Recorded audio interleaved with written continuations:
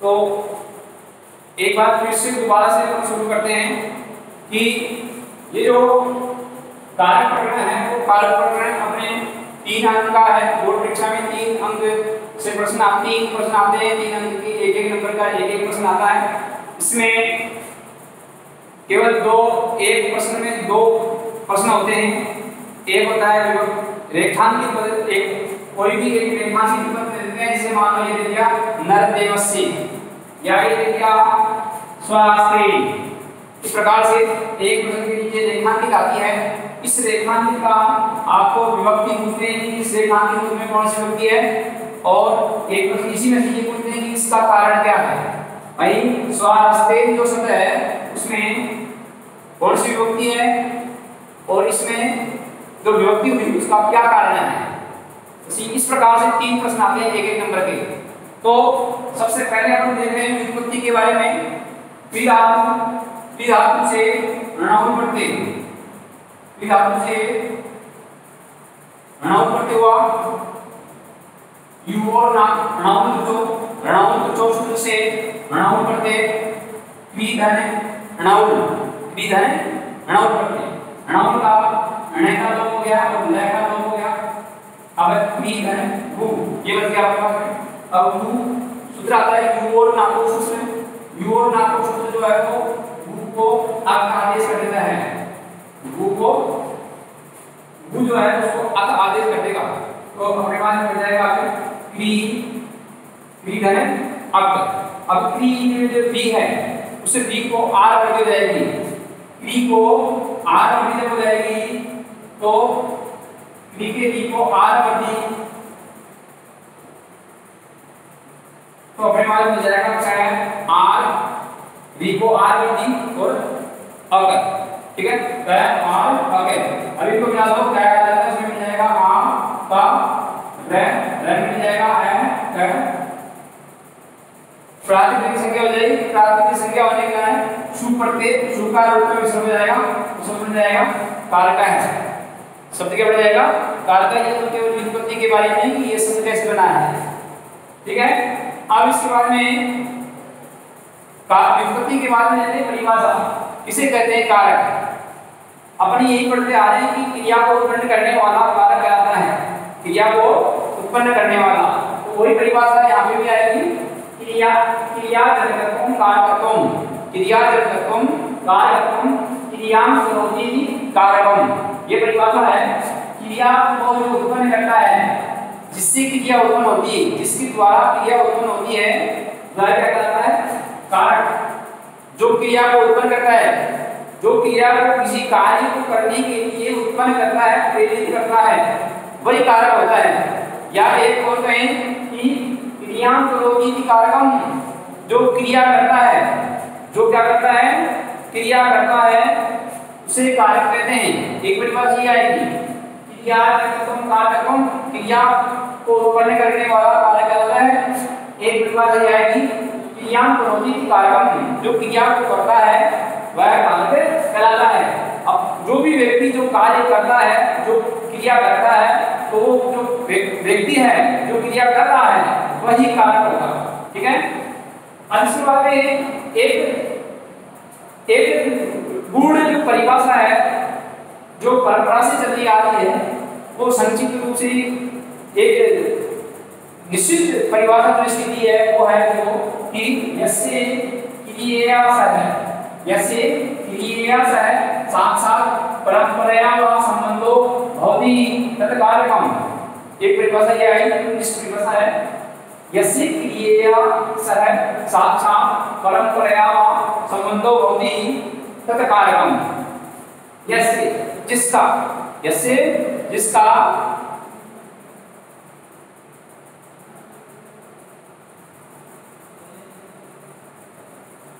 जिसका क्रिया के साथ, जिसका क्रिया के साथ, क्रिया सह, क्रिया सह इसका मतलब क्रिया के साथ, जिसका क्रिया के साथ साक्षात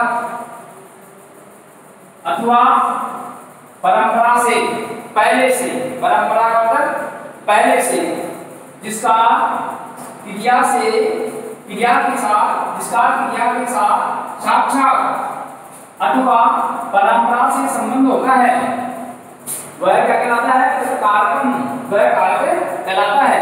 तो देखो इसका मतलब जो क्रिया जो है उसका कारक से साक्षात संबंध होगा, जिसका क्रिया से साक्षात संबंध होगा, अर्थात पहले से जो है उसका संबंध चला आ रहा है, तो वह संबंध जो है वह कारक कहलाता है। ठीक है, ये है इसकी परिभाषा। अब इसके बाद में आती है कारकानाम संख्या। कारकों की संख्या, कारक कितने होते हैं ये दिया। तो जैसे विभक्ति होती है 7, विभक्ति होती है 7। एक होता है संबोधन, इस प्रकार से कोई ऐसे बोल देते हैं 8 विभक्तियां होती है, कोई ऐसे बोल देते हैं 6 विभक्तियां होती है। लेकिन कारक कोई बोलता है 8 विभक्ति होती है, कोई बोलता है 7 विभक्ति होती है, लेकिन कारक 6 होते हैं। कारक कितने होते हैं? 6 होते हैं। कर्ता, कर्ता कर्म च करणं च संप्रदान तथैव च, कर्ता कर्म च करणं च संप्रदान तथैव च अपादानाधिकरणं इत्यादि कारकाणि षट्। एक श्लोक के माध्यम से, एक कारिका के माध्यम से कारक के 6 भेद बताए। इसमें बताया कर्ता, कर्म, करण, संप्रदान, अपादान और अधिकरण। कर्ता, कर्म, करण, संप्रदान, अपादान और अधिकरण, ये 1 2 3 4 5 6 अधिकरण 6। ये 6 प्रकार से आपके जो है 6 प्रकार के संख्या है कारकों की। कारक 6 हैं, इसमें कर्ता आ गया, कर्म आ गया, करण आ गया, संप्रदान आ गया, अपादान आ गया और अधिकरण आ गया। ठीक है, अब इन्हें सभी को क्रिया से, क्रिया के साथ अब ये दिया जाता है कि इससे क्रिया से साक्षात परंपरा और संबंध होती। तो ये क्रिया के साथ, जिसका क्रिया के साथ, क्रिया के साथ साक्षात या परंपरा से संबंध कैसे होता है, इसको जानने के लिए, इसको जानने के लिए इस प्रकार से जो है एक यहाँ क्रिया से कारकानाम संबंध, यहाँ क्रिया के साथ कारकों का संबंध जानने के लिए, यहाँ क्रिया के साथ कारकों का संबंध जानने के लिए इस प्रकार से एक प्रश्नोत्तर मार्ग जो है आश्रित किया गया है, आश्रय में लिया गया है, या आश्रित लेना चाहिए। इसका एक अपने को एक प्रश्नोत्तर के मार्ग का आश्रय लेना चाहिए इसको समझने के लिए। इसमें क्या देखो, एक लाइन दी है, इसमें सभी कारक आ गए, इस लाइन के अंदर सभी कारक आ गए। तो देखो नरदेवस्य पुत्र है जयदेव, नरदेवस्य पुत्र है जयदेव, स्वहस्ते कोसा निधने ग्रामे, निधने ग्रामे धनं ददाति। देवस्य नरदेवस्य पुत्र जयदेव स्वहस्ते कोसा निधने ग्रामे धनं ददाति।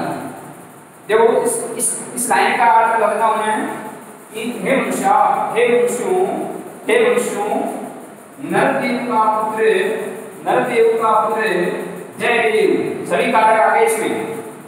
लेकिन कारक ऐसे कर्ता, कर्म, करण, संप्रदान, अपादान, अधिकरण ऐसा नहीं है, कई बोल से होती, कई बोल से बीच में है।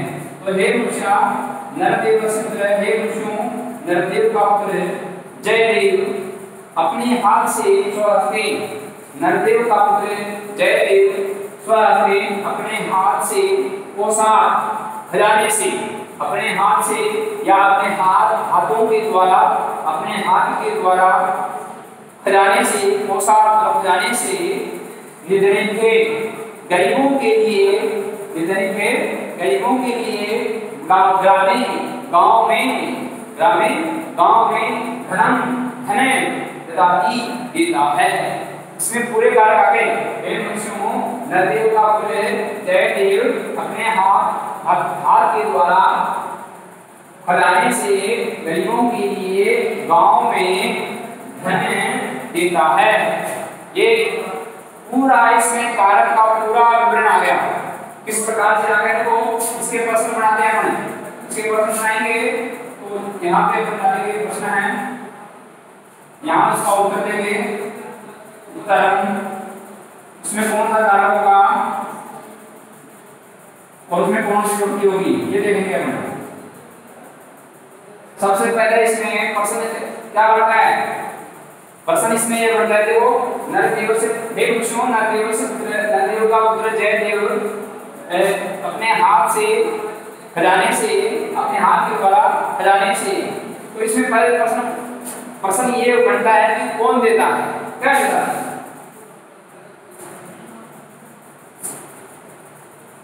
पहला प्रश्न क्या बनेगा, कद दाती। दूसरा बनेगा क्यों दाती।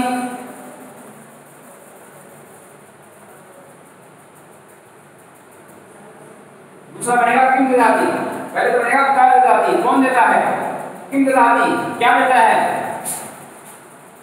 और केंद्र दाती किसके द्वारा देता है।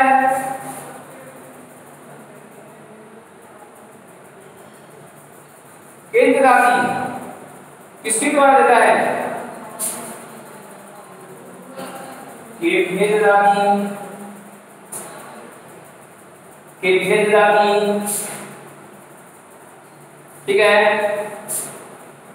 कस्मात दाती,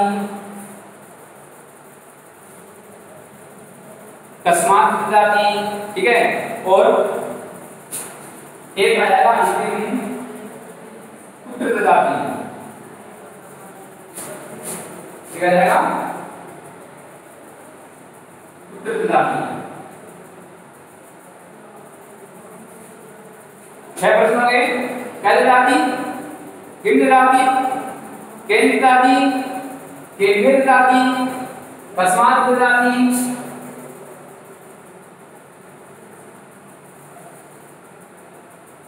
कस्मात दाती और पुत्र दाती, ठीक है। 6 प्रश्न हो गए। अब इनका उत्तर इसमें है, इस प्रश्नोत्तर इस लाइन में सभी की जो है उत्तर हैं, ठीक है। तो अपने को देखना है इस लाइन के अंदर सबसे पहले आएगा कि कद दाती, इसका अर्थ कौन देता है, तो देने वाला कौन है,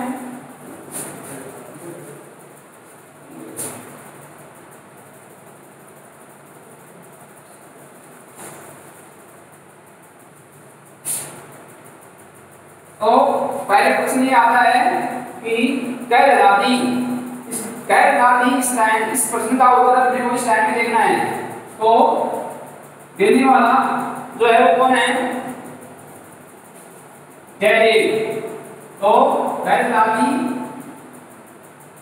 जयदेव है, कद दाती जयदेव है, ठीक है।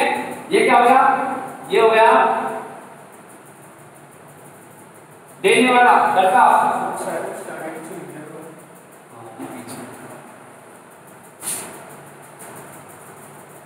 कद दाती कौन देता है, उत्तर आ गया इस लाइन में देखा आपने, तो इसमें करता जयदेव है, ठीक है, जयदेव है, यहाँ पे लिखा है जयदेव है।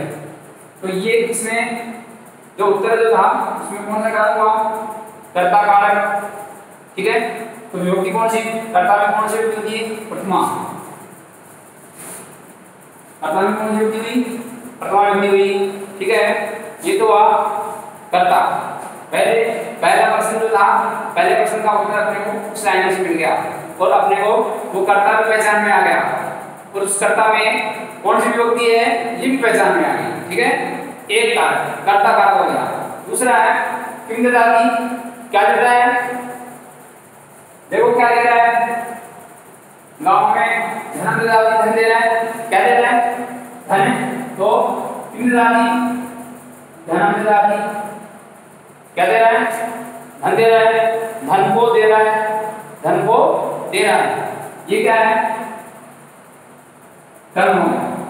क्या हो गया, देने वाला कौन है, कर्ता जयदेव क्या दे रहा है? धन दे रहा है, ये कर्ता। और ये धर्म क्या है? कर्म। कर्म में व्यक्ति कर्मणि द्वितीया, कर्मणि द्वितीया, कर्म में द्वितीय व्यक्ति, कर्म में द्वितीय व्यक्ति हुई। ठीक है, इसके बाद में केंद्र आदि किससे देता है? हाथ से, हाथ से तो देगा। ठीक है, तो देखो ये स्वहस्ते, स्वहस्ते केंद्र आदि किससे देता है? स्वहस्ते, स्वहस्ते। कारक कौन सा हो गया? करण, करण कारक हो गया। व्यक्ति कौन सी हो गई? तृतीया, व्यक्ति कौन सी हो गई? तृतीया। केंद्र आदि, केंद्र आदि किससे देता है? स्वहस्ते, अपने हाथ से। कारक हो गया करण, व्यक्ति हो गई तृतीया। ठीक है, प्रथमा कर्ता कारक हो गया, कर्म कारक हो गया और करण कारक हो गया। इनके बारे में समझ में आ गया अपने को। जो जो जो किसी कार्य को करता है वो कर्ता कारक हो जाता है, जो है उसके द्वारा जो कार्य किया जाता है, जो कर्म उसके द्वारा किया जाता है वो कर्म कारक हो गया। और जिससे किया जाता है, जैसे हाथ से करता है तो वो कर्म कारक हो गया, तृतीय व्यक्ति हो गई कर्म कारक में। अब है एक दिन राति किनको देता है? किसको दे रहा है? निर्धन भी गरीबों को दे रहा है। तो जिस प्रश्न ये था, प्रश्न ये था कि एक भेद जाति, प्रश्न ये है एक भेद जाति किनके लिए देता है? निर्धन भी गरीबों के लिए। तो जाएगा निर्धन भी, निर्धन भी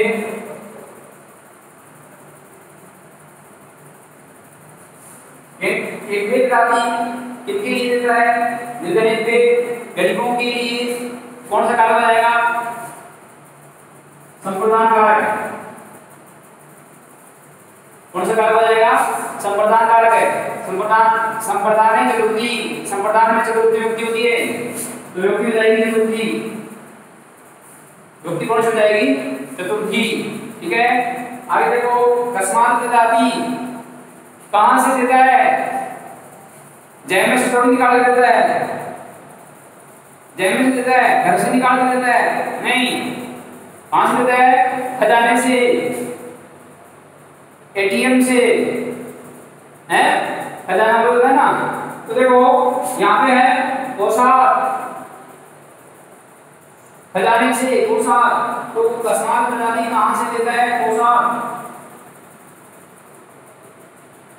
खजाने से देता है भाई। तो कारक कौन सा हो गया? वहां से धन अलग हो गया। कहां से अलग हुआ? धन कहां से अलग हुआ? खजाने से।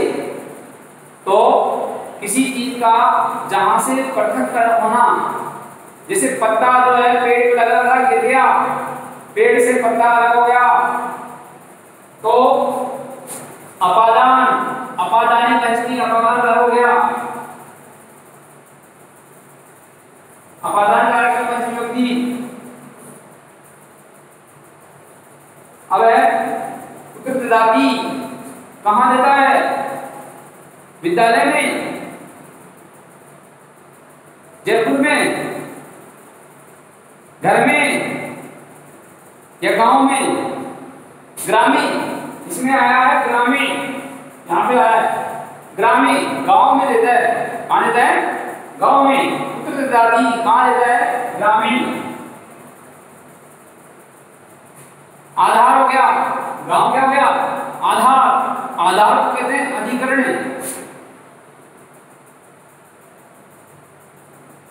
आधार को कहते हैं अधिकरण। आधारो अधिकरणम, आधार को अधिकरण कहते हैं। और सप्तम में अधिकरण है, अधिकरण में सप्तमी विभक्ति होती है। अधिकरण में सप्तमी विभक्ति होती है। देखो कारक है जो अपन ने कहे थे ऊपर, देखो कारिका में कर्ता, क्रम, करण, संप्रदान, अपादान और अधिकरण। कारकाणि 6 कारक हो गए, गिन लो। कर्ता, कर्म, करण, संप्रदान, अपादान और अधिकरण। 1 2 3 4 5 6 हो गए, 6 कारक हो गए। 6 प्रश्न की बन गई, इनके उत्तर भी इसी प्रकार जाएगा। जो देने वाला है वो कर्ता कहलाएगा। क्या देता है वो कर्म हो जाएगा। किससे देता है वह कर्म हो जाएगा। कहाँ किसके लिए देता है वह संप्रदान हो जाएगा। कहाँ से देता है अपादान हो जाएगा। और कहाँ देता है अधिकरण हो जाएगा। तो कर्ता में प्रथमा, कर्म में द्वितीय विभक्ति होती है, करण में तृतीय विभक्ति होती है, संप्रदान में चतुर्थी विभक्ति होती है, अपादान में पंचमी विभक्ति होती है और अधिकरण में सप्तमी विभक्ति होती है। फिर आप यह कहोगे कि षष्ठी विभक्ति कहाँ गई? षष्ठी विभक्ति तो आई नहीं। तो कारक 6 हैं, विभक्ति 7 हैं। विभक्ति 7 हैं, कारक 6 हैं। इसका मतलब एक ना एक विभक्ति तो जाएगी, उसमें तो कारक होगा ही नहीं। तो वो कारक किसमें नहीं होगा? षष्ठी में नहीं होगा। किसमें नहीं होगा? षष्ठी में नहीं होगा। क्यों नहीं होगा? क्योंकि उसका क्रिया से साथ संबंध नहीं होता है, परंपरा से संबंध नहीं होता है। उसका क्रिया से, षष्ठी विभक्ति का क्रिया से साथ अथवा परंपरा से संबंध नहीं होता है। उस षष्ठी विभक्ति का संबंध होता है कर्ता से। किससे होता है?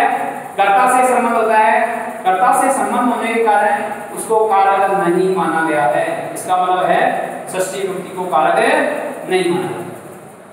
तो षष्ठी विभक्ति को कारक नहीं माना जाता है तो विभक्ति 7 होती है।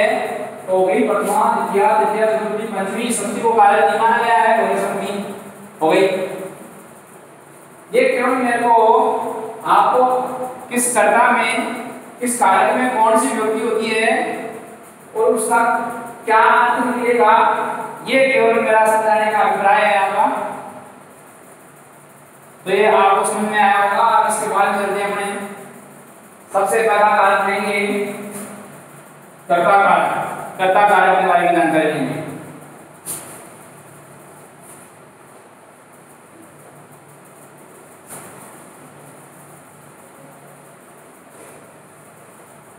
नंबर 1 पहला कारक आएगा कर्ता कारक। कर्ता किसे कहते हैं? परिभाषा आएगी स्वतंत्र है कर्ता। स्वतंत्र है कर्ता। कर्ता हमेशा स्वतंत्र रहता है। कर्ता हमेशा स्वतंत्र रहता है। किसी भी कार्य को करने में जो स्वतंत्र होता है, किसी भी कार्य को करने में जो स्वतंत्र होता है सह कर्ता, उसे कर्ता कहते हैं। उसे कर्ता कहते हैं। यह क्रियायाः करणे स्वतंत्र है भवति। यह परिभाषा ये थी कि यह क्रियायाः करणे, लिखने से तो अच्छा है, आप समझ लें तो बहुत बढ़िया रहेगा। नोट्स आपको मिल जाएंगे तो थोड़ा समझेंगे तो बहुत अच्छा है। यह क्रियायाः करणे स्वतंत्र है भवति तत्कर्ता, जो क्रिया को करने में स्वतंत्र होता है, जो क्रिया को करने में स्वतंत्र होता है वह कर्ता कहलाता है। वह क्या कहलाता है? कर्ता कहलाता है। ये कर्ता जो है उसकी परिभाषा है। जैसे एक उदाहरण जो आपको, कुछ बच्चे ऑनलाइन हैं, कुछ बच्चे नहीं भी हैं, वो स्वतंत्र हैं, वो पढ़ना चाहे तो पढ़ ले, कुछ नहीं भी पढ़ रहे, नहीं पढ़ने के लिए स्वतंत्र होंगे। क्या मतलब? कुछ पढ़ रहे हैं वो पढ़ने के लिए स्वतंत्र है। तो देखो इसे नाम है पढ़ती। उदाहरण है रामायण पढ़ती, राम पढ़ता है। रामायण पढ़ती, राम पढ़ता है। पठती जो है वो है क्रिया, पठती क्या है? क्रिया। राम कौन पढ़ता है? पठती पढ़ता है कौन? राम। ये क्या हो गया? स्वतंत्र है कि राम, ये राम का है, ये पढ़ता है स्वतंत्र है, ये क्या हो गया? कर्ता हो, क्या हो गया? कर्ता हो। ठीक है, तो ये कर्ता का पढ़ने वाला स्वतंत्र है, ये कर्ता कारक है।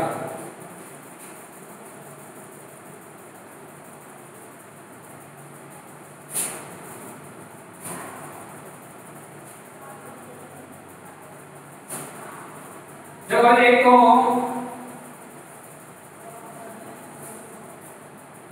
कर्तृवाच्य के कर्ता में प्रथमा व्यक्ति होती है, कर्तृवाच्य के कर्ता में प्रथमा व्यक्ति होती है। वाच्य से पढ़ाया था, बताया था आपको,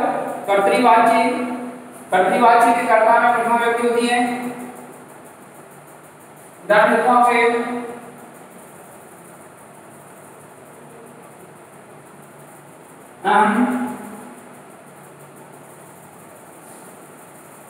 श्लोकम पढ़ामी, अहम श्लोकम पढ़ामी, यहाँ कर्ता कौन है? अहम शब्द जो है वो अस्मद शब्द का रूप है। अस्मद शब्द के रूप चलते हैं अहम, अवम, वयम, माम, अवम, अस्मान, मया, अवभ्यम, अस्माभि, मय्यम, अवभ्यम, अस्मभ्यम, अवभ्यम, अस्मत्मम, अवयो, अस्माकम, मयि, अवयो, अस्मासु। सातों व्यक्तियों में बोल दिया मैंने। अहम है, अहम, अवम, वयम, प्रथमा एक हो गया। और सर वाच्य इसमें कर्तृवाच्य कह दो या कर्तृवाच्य कह दो या कर्तावाच्य कह दो, बात एक ही है। कर्तृवाच्य में कर्ता कौन है? कौन सी व्यक्ति है? प्रथमा। कर्तृवाच्य के कर्ता में प्रथमा व्यक्ति होती है। इसी को परिवर्तन करते हैं हम कर्मवाच्य में, कर्मवाच्य में परिवर्तन करते हैं तो आम का बन जाएगा मया, तृतीय व्यक्ति मया श्लोक है, मया श्लोक है मैंने, मया ये कर्तृवाच्य में था, इसका कर्मवाच्य में परिवर्तन कर दिया मैंने। मया श्लोक है मेरे, ये दो श्लोक है ना, इसमें प्रथमा व्यक्ति है। कर्तृवाच्य के कर्ता में प्रथमा व्यक्ति होती है, कर्मवाच्य के कर्म में प्रथमा व्यक्ति होती है। कर्तृवाच्य के कर्ता में प्रथमा व्यक्ति होती है और कर्मवाच्य के कर्म में प्रथमा व्यक्ति होती है। कर्तृवाच्य का कर्ता ये रहा हम, प्रथमा व्यक्ति है। कर्मवाच्य का कर्ता क्या है? श्लोक है, इसमें प्रथमा व्यक्ति है। एक बात तो आपको ये जान लेनी है कि कर्तृवाच्य के कर्ता में प्रथमा होती है और कर्मवाच्य के कर्म में भी प्रथमा व्यक्ति होती है। ठीक है, और कहाँ होती है प्रथमा व्यक्ति? देखो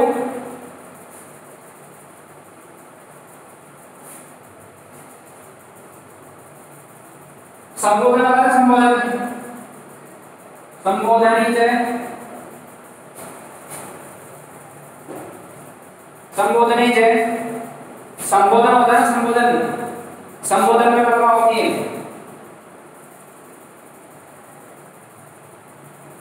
संबोधन में प्रथमा व्यक्ति होती है, कर्ता में प्रथमा व्यक्ति होती है। कर्तृवाच्य के कर्ता में प्रथमा विभक्ति होती है, कर्मवाच्य के कर्म में प्रथमा विभक्ति होती है, संबोधन में प्रथमा विभक्ति होती है, विभक्ति सात होती है। संबोधन में तो प्रथमा एकवचन, प्रथमा द्विवचन, प्रथमा बहुवचन चलता है, तो संबोधन में प्रथमा विभक्ति होती है। और कहाँ होती है? देखो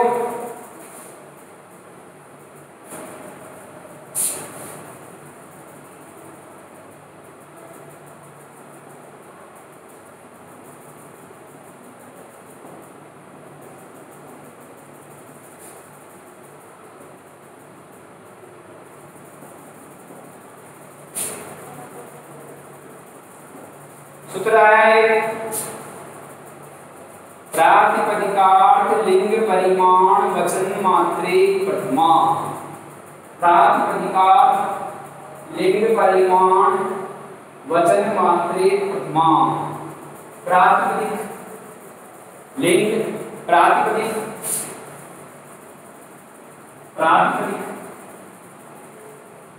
लिंग परिमाण वचन। प्रातिपदिक का अर्थ होता है नाम, किसी का नाम, किसी का नाम प्रातिपदिक कहलाता है। किसी के नाम में प्रथमा व्यक्ति होती है। लिंग को बताने के लिए प्रथमा व्यक्ति होती है। परिमाण, परिमाण का अर्थ है मात्रा, वजन, वजन, तोल, मीटर, ग्राम, ये क्या होता है? ये परिमाण होता है, इसको बोलते हैं परिमाण। इसमें प्रथमा होती है। और वचन, एक वचन, द्विवचन, बहुवचन, इसको बताने के लिए प्रथमा व्यक्ति होती है।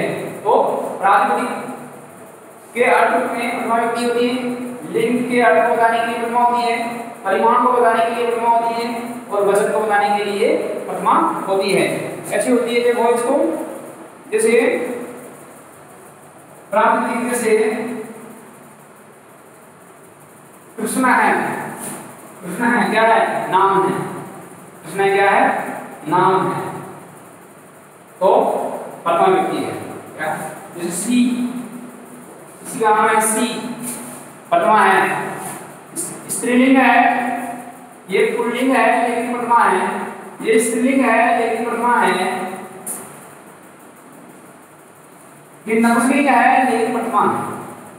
ठीक है, तीनों प्रथमा प्रातिपदिक है नाम के लिए।